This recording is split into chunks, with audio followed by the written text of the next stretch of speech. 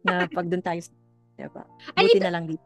ito bang client mo sis? Nag-ano ba kayo? Nagmi-meeting kayo or nag-usap ba kayo? Lahat ng clients ko, yes, meron.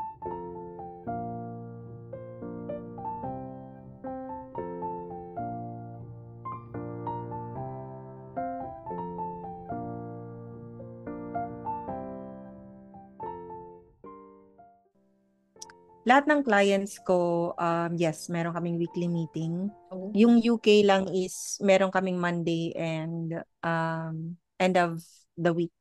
Parang recap. Hmm. So far, yung nangyari kasi sa UK, we started October. Tapos nag-branch out na kami by February. Wow. Healthcare facility. Hmm. And then meron siyang nanny services. Wow. Um, it's like a multi-million dollar company sis. Maano siya. Sa UK kasi, hindi sila nag-hire masyado dun ng VA kasi mataas yung tax, 'di ba? Tapos Mm. cost of living, tapos babayaran pa nila 'yun. Oo. So, ayun nga, natutuwa sila na pag mga Pinoy yung hina-hire nila or galing sa ibang country, ganon. Ayun. So far, lahat nung, kasi nag-SEO ako, um, and when we started with ads, ang laki ng mga nako-convert na yun yung pumapasok Oh. dun sa amin, sa client. Ayun siya. Grabe no, ang dami mo na rin na ano, pwede ka na rin mag-accept ng Dami nangyari client sa na, life ko. Mag-accept kaya, ng, yung pwede ka gusto na rin ko sis yung parang yung sa'yo, yung consultation. Gusto ko yun. oo. Parang hindi Hindi ako stress. pwede ka Like, na rin nga sis mag-ano yung mag-Facebook ads eh. ginagawa ko siya sis. Pero Oh. hindi ko ina-ads yung services ko. Saan ko pa ilulugar yun? Hindi, I mean yung mag-offer ng service na Facebook ads, ganun. Yun nga, hindi ko na gagawin yun sis. Ayoko na. Baka hindi na ako matulog. Tumagos tayo sa pader. Tapos madaming pumasok. Patay. Pero totoo sis yung consultation, pwede mo rin yun ano, pwede mo yun gawin.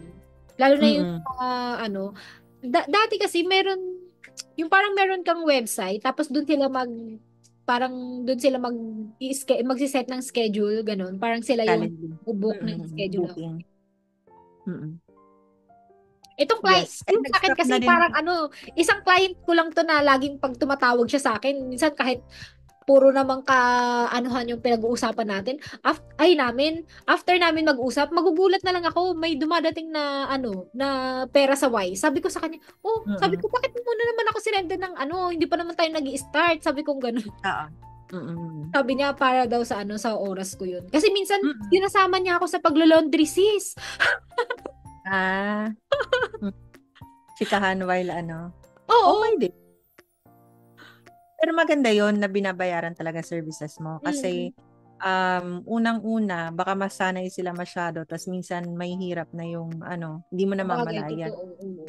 Kaya Mm-mm. din parang isa din yun sa nagustuhan ko dun sa client na yun. Meron siyang ano eh, parang nagkukusa siya kahit hindi mo ano. Mm-mm. Minsan kasi Ah, ibang client parang walang ganun eh. thank you. Ganon. Oo, totoo. Parang so far naman yung mga naging client ko na US, halos nung nag-stop ka, yung hindi na ako nag-a-apply, puro yung mga nag-i-invite sa akin dati, puro US. Kasi parang mas marami yung nagbebenta na sa eBay na US people. Parang ganun. Maraming mga nagbebenta na eBay seller sa US. Mm-mm.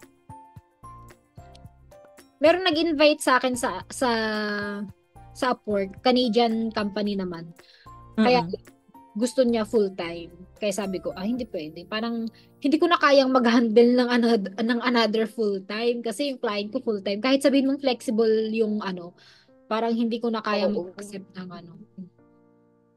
Ano yung Or, ma-advise mo pala dun sa mga mommies? Kasi 'di ba, yung dito kasi sa YouTube ko sis, parang nag-share ako dun dito sa YouTube ko, nag-share ako about sa life ko as a VA, ganun. So, parang ang tatanong ko na lang sa'yo kung ano yung ma-advise mo or mabibigay mong tips para dun sa mga mommies na gustong pumasok sa freelancing, ganun. Kasi 'di ba, ngayon medyo maano yung kumbaga maingay yung freelancing dahil dun sa 6 digits. Pero ako sis, hindi pa ako 6 digits ha. Nako sis, maniwala ako sa'yo. Hindi, Tumigil? hindi talaga, hindi pa ako, hindi, kahit matagal na ako sa freelancing pero never ko na-hit yung 6 digits. So, ayun, anong, Mamaya 7 digits na kasi, hindi na kasi 6. Nakakaloka. Yung advice ko sis is yung first talaga is parang it's an investment also kasi sa pag-freelancing. Unang-una, the equipments are not for free. You have to provide your own equipment most of the time. Not unless super generous yung client mo. But nowadays kasi ikaw muna yun eh. And then later on talaga pag lumaki ng business, that's the time siguro na mag-provide sila. totoo. And then, always make sure na nag-upskill ka and get to know more what's on trend. Kasi nakakalimutan natin yon. And then, we tend to parang, nag-ano tayo eh, kampante tayo na, okay. Yan.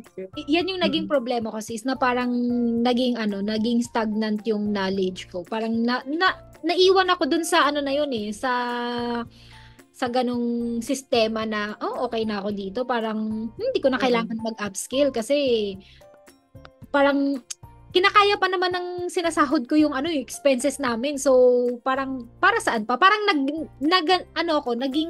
ganon ako. So, which is... Kasi nakikita ko yun madalas sa Facebook ng mga freelancers. They are complaining, lalo na yung may mga long-term clients na bigla silang i-let go. I had a lot of clients na kailangan i-let go and mahirap yun sis. Lalo na kung bread and butter mo yun.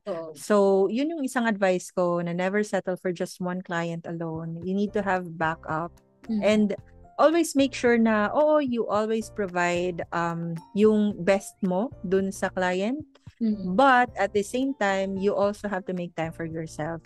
And yun, set some boundaries. Kumbaga, hanggang dito lang ako. I don't work on weekends. Now, if you need it, na ganon, you'll have to pay me on a different rate, ganon. Kasi weekends ko is just intended for family, ganito, ganyan. And usually, hindi naman talaga ako nag-answer. That's why I don't have emails on my phone. So, nandito lang talaga sa laptop. Kasi tendency, dati ganyan ugali ko. Sige, ilalagay ko yan sa phone. Tapos pag nag-a-alert, ayun, nagre-reply na ko. Kahit weekend, hindi na tayo magaganon. So, ayun. Isa rin siguro yan sa kailangan kong aralin na mag-say no dun sa client. Kasi minsan kahit day off ko, may inuutos pa siya. Oo. And then kung mapapansin mo, meron na akong mga fitness na videos. Kasi may time ako mag-gym. Talagang talaga yun yung time ko. Yun. Naka-align. Kailangan din talaga natin alagaan yung sarili natin. Kasi oo sis, katawan natin. Kasi pag bumigay yun, wag naman sana. Wala rin mapupunta sa wala. Lahat. Yun lang. So ayun sis, alam mo ba, ang dami ko natutunan about sa yung dito sa client kasi nasa point ako ng na parang hindi ako nagrereklamo dun sa client. Hindi ako actually lately parang medyo nagkaroon ako ng alam mo yun, parang dumating sa point na parang tinanong ko yung sarili ko, para sa akin pa ba tong pag-freelancing? Parang minsan kasi dumating sa point na parang umiiyak na lang ako bigla na hindi ko alam. Alam mo yun? Kahit nandito yung asawa ko, minsan nakikita niya, bakit umiiyak ka? Sabi ko, parang, alam mo yun, kasi yung ibang work ko, hindi kasi alam ng client ko yung kasi yung tools na ginagamit namin, ako lang talaga yung nakakaalam. Siya lang yung nag-purchase, nag-sign up lang siya. Lahat ng ginagawa dun sa tools, ako lahat. So, ang akala ng client ko, ang ginagawa ko, list lang, tapos nag-move lang dun ng item sa isang so hindi ka pala transparent na ganito ginagawa mo. Oo sis, kaya sabi ng asawa ko, alam mo yun, kasi nung lately, di ba, ang tagal ng oras ko dahil nga tinatapos, gusto niya kasi matapos agad yung pag-transfer ng mga listings. Is 20,000 listings yung namin, yung items namin, tapos gusto niyang matapos ng isang buwan. So sabi ko, hindi talaga kakayanin kasi hindi lang naman yun yung ginagawa ko. So ngayon, parang, alam mo yung pagod na pagod ka na, kunti lang yung tulog mo, tapos biglang sasabihan ka niya na, na parang nag-i-slow down daw ako, meron ba akong ibang client, yung ganun. Alam mo yung parang gusto kong sabihin na, hello, simula nung ikaw na yung naging client ko, lahat ng mga nag-invite sa akin, dinecline ko na kasi gusto kong mag-focus sa'yo. Parang gusto kong sabihin ganun. Tapos biglang makakarinig ako sa kanya na nag-i-slow down ako, ganyan. Kaya ito yung sabi ng asawa ko, para hindi ka maging ganyan, ganito yung gawin mo. Kasi nakikita niya pag yung report ko, sabi niya, hindi lang naman yan yung ginagawa mo eh. So, ang gawin mo, iorasan mo yung sarili mo. So, ganito yung oras, tapos ito yung ginagawa ko. Kaya, alam mo nung sinabi ko dun sa client ko, na wait lang, sabi ko talaga, kasi minsan, meron kaming time na nag-uusap kami na parang medyo may iyak na ako sis, kasi alam mo yung sasama ng loob ko sa kanya na parang, ginagawa ko yung best ko na Tapos minsan hindi mo na-appreciate. oo, tapos hindi niya na-appreciate. So sabi ko sa kanya, wait lang, sabi kong ganun.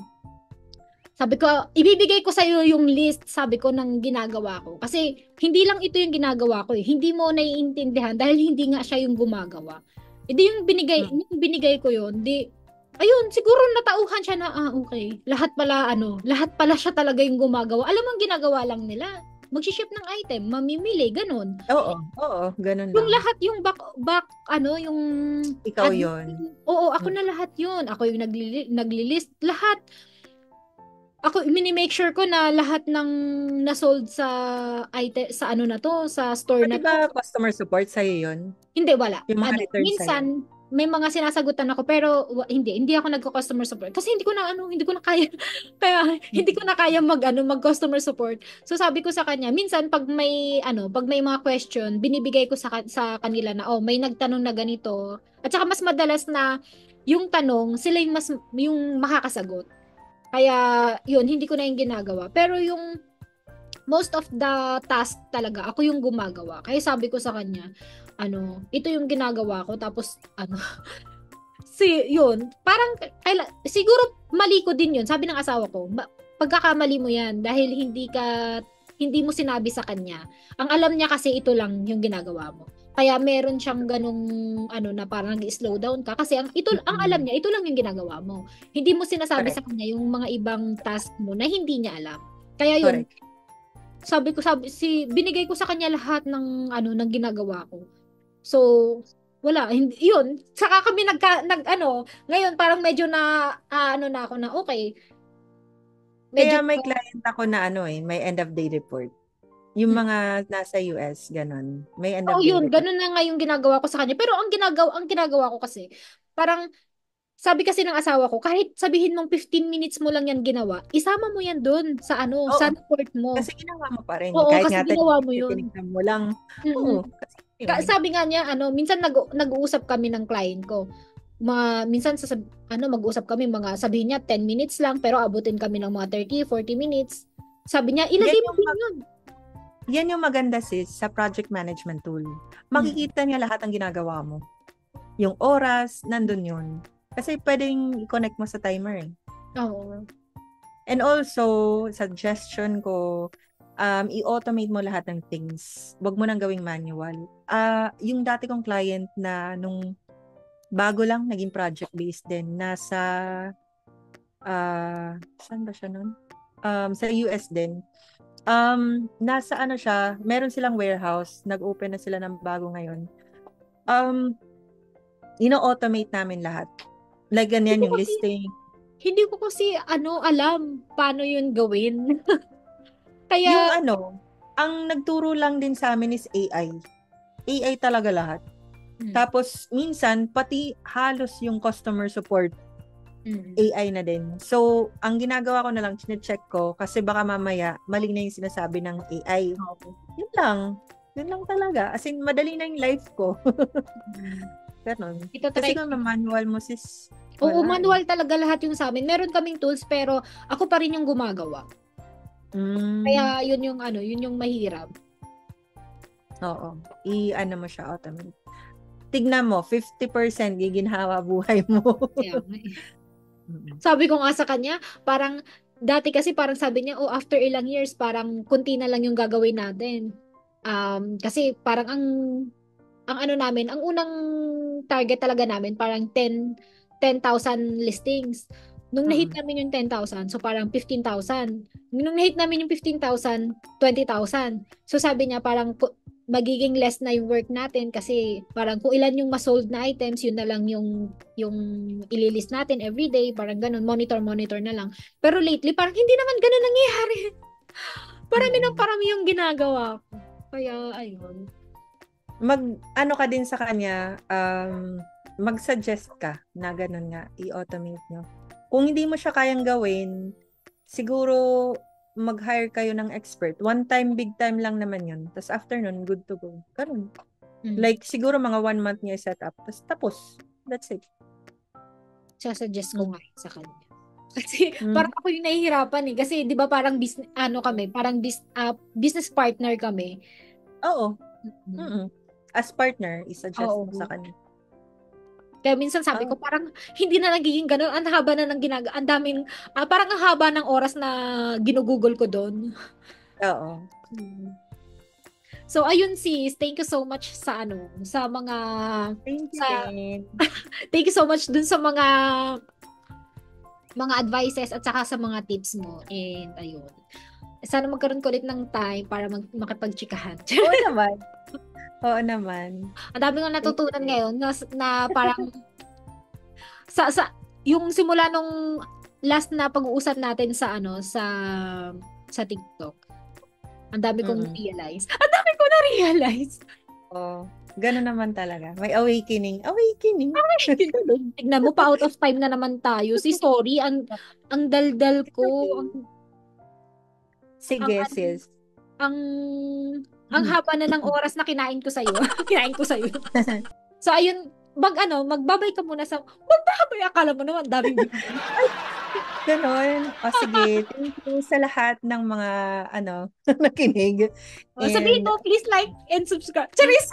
Yun nga, sasabihin ko, please like and subscribe here on this channel. Just click the link below. Yung follow talaga, at saka subscribe, ganon. That's all. Thank you. Thank you so much, sis. Sa susunod ulit. Thank you. Good night. Good night, sis. Good night, sis. Bye-bye.